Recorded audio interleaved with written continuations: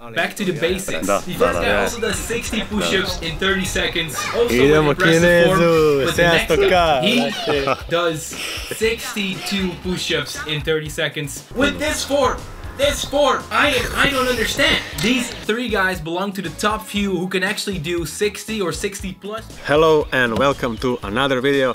Hey, what's up, Brownie? Today we will talk... Malo si se zaneo, brate, treba pričamo na srpskom. Nisam primetio. Pozdrav ljudi, danas pričamo o još uvijek aktualnoj temi koja se tiče svetskog rekorda maksimalnog broja sklekova za 30 sekundi. Cijelu stvar su započeli Brownie i YouTube kanal Next Workout koji vodi Igor i mi smo odlučili da se priključimo cijelom tom izazovu i da damo svoj maksimum da vidimo na čemu smo kada je u pitanju ta tema. Taj klip ste mogli vidjeti pre nekoliko dana. Kinez je radio 60, ja sam radio 62 i danas ćemo se baviti pričom da li je moguće da mi uradimo preko 62 skleka za 30 sekundi. Objasnit ćemo sve faktore koje je potrebno da usavršimo da bismo potencijalno došli do te brojke. Uživajte u nastavku.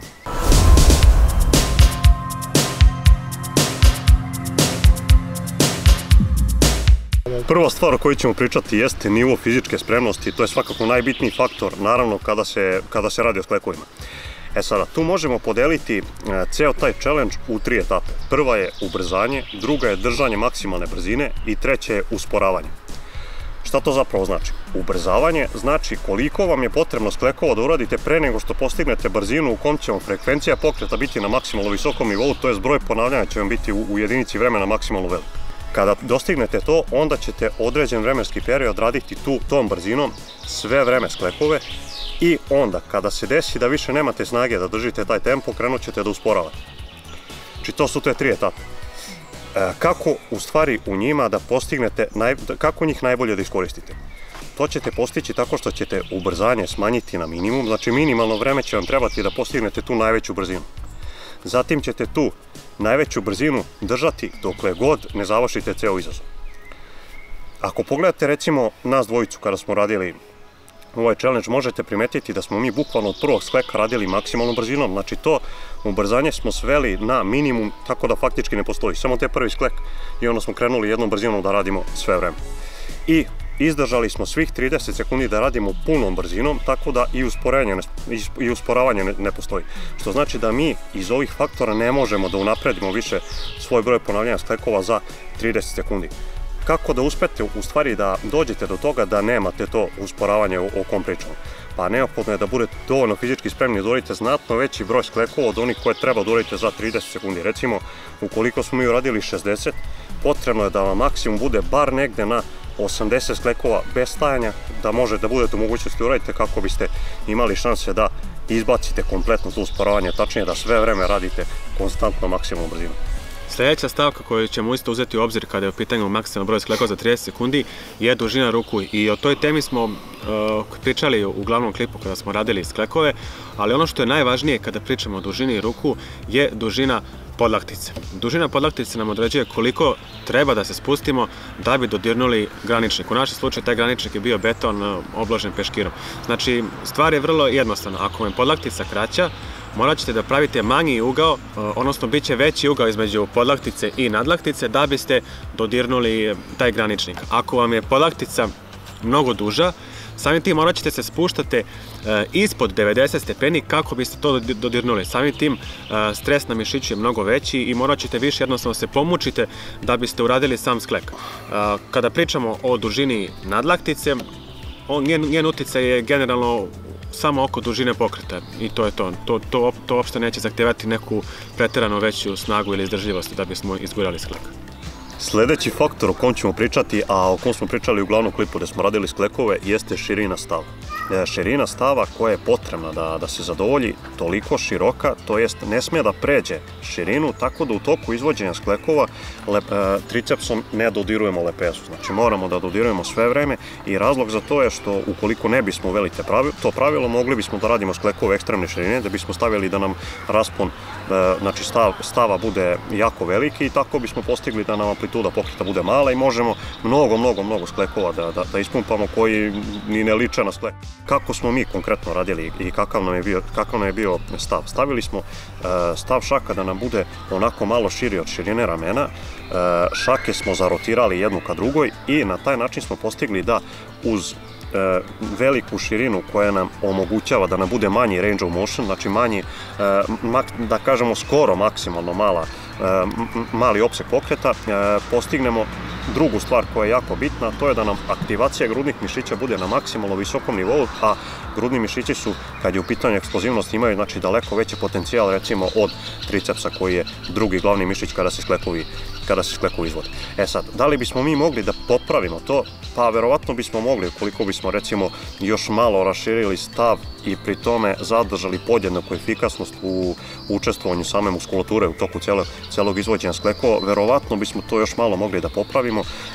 Međutim, pre nego što smo radili, znači mi smo otprilike isprobali, odradili smo par sklekova te širine da vidimo da li nam to sve odgovara i naravno da li zadovoljavamo pravilo vezano za to da nam triceps dodiruje sve vreme lepezu u toku izvođenja sklekova.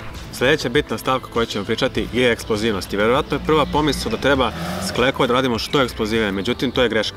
Ako bismo radili previše eksplozivno sklekove, doveli bismo do toga da se naši dlanovi odvajaju od podloge. To bi nam oduzelo vreme i samo izazov pada u vodu jer gubimo poentu brzine rađenja sklekova.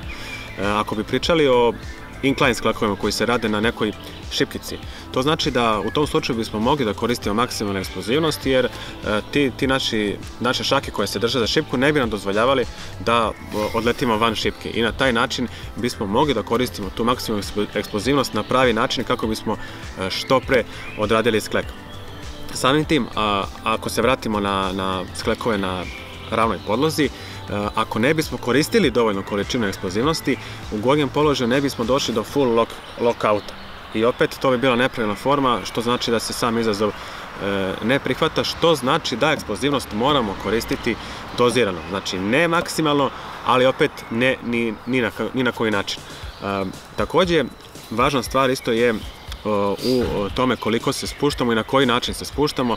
Ako bismo prepustili recimo gravitaciji da odradi posao, opet bismo na taj način gubili vreme i što je još bitnije, resetovali bismo svaki sklek na nulu i svaki sklek bi bio kao prvi i opet bi kroz svaki sklek morali da dostižemo ono ubrzanje o kojem smo već pričali.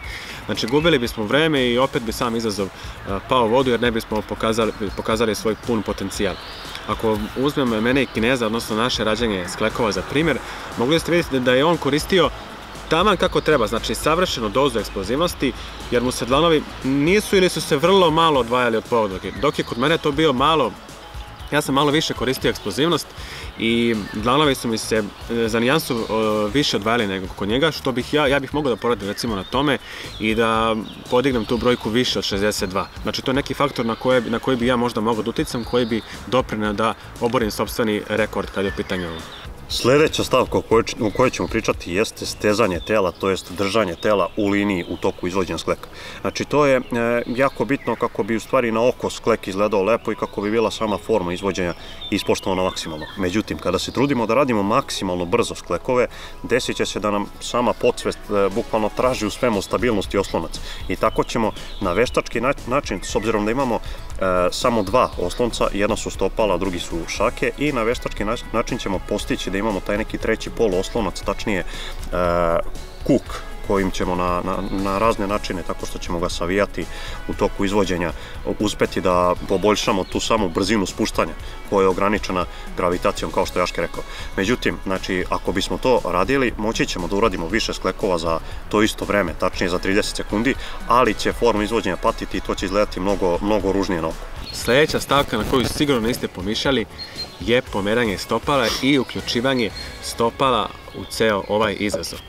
Stopala možemo držati ili mirno ili da ih pomeramo. Ako ih budemo držali mirno, dovešćemo do toga da naša ramena i glava imaju blago lučni pokret, što nam može oduzeti vreme. Znači, za ovaj slučaj, odnosno ovaj challenge, potrebno je da stopala blago pomeramo, odnosno da pete malo spuštamo, kako bi već pomenuti deo tela, ramena i glava, imali vertikalan položaj, vertikalnu putanju i na taj način ne bismo gubili dragoceno vreme za koje možda možemo raditi sklek ili dva više. Naravno, važno je reći da nije nepravilna forma ako pričamo samo generalno o skleku, ako stopala držite striktno fiksirana, već pričamo o ovom izazovu, šta je bolje po vas i na koji način ćete možda uraditi jedan ili dva skleka više. E sad, ako biste pogledali nas dvojicu kako smo radili, možete primetiti da sam ja to koristio opet maksimalno, znači pri spuštanju sam bukvalno podizao skroz, to je spuštao sam petu skroz, pri podizanju sam vraćao u pravovitan položaj, dok je Aške to radio u manjoj meri, tako da je verovatno i tu mogao da iskoristi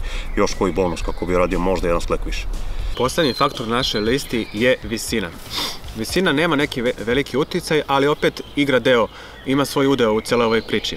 Jednostavno, kod osoba koje su više, bit će veći razmak između dlanova i stopala koji su oslonci kada radimo sklek i na taj način bit će potrebna malo veća stabilizacija celog tog tela kako se ne bi savijali. Rezime cele ove priče je, postavlja se pitanje da li Kinez i ja možemo da povećamo brojku koju smo dostigli pre neki dan, pa kod Kineza konkretno, ako bi ispoštovao baš onako striktno svaku od ovih stavki koje smo naveli prethodno, možda bi mogao da podigne recimo za jedno ponavljanje. Recimo dok u mom slučaju to bi moglo da poraste za 1, 2, možda čak i nekako za 3 ponavljanja više, ali mislim da je 2 neki broj onako idealan koliko bi mogao da podignem ako bi unapredio isto ove stavke o kojima smo pričali.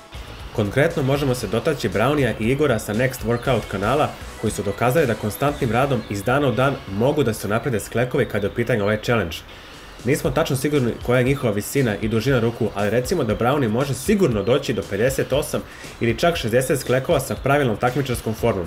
Kada kažem takmičarska forma, mislim na zaključavanje u gornjem položaju skleka i spuštanje dole do graničnika koji nije viši od visine jedne pesnice. Još jednom svaka čast za ovu dvojicu momaka. As for Brownie, we will continue speaking this in English, so he is the real proof that with constant and hard work we can improve our body for this challenge, so amazing job Brownie. And our predictions, if he can apply all of the advices we said previously in this video, are that he can go up to 58 to 60 reps with perfect form. So yeah, thank you again for watching our video. Možete vi slobodno probati, naravno uzmite u obzir sve ove faktore o kojima smo pričali, vežbajte, radite na njima ako želite da se takmičite u cijeloj ovoj priči, pa pišite dole dokle ste dogurali, naravno poštujte formu i mi se vidimo u narednom klipu. Vidimo se! Osim YouTube kanala, naš napredak kao i dodatne savjete možete pronaći na istoimenoj Facebook stranici kao i na našim Instagram profilima. Do sljedećeg klipa želimo vam uspešne treninge.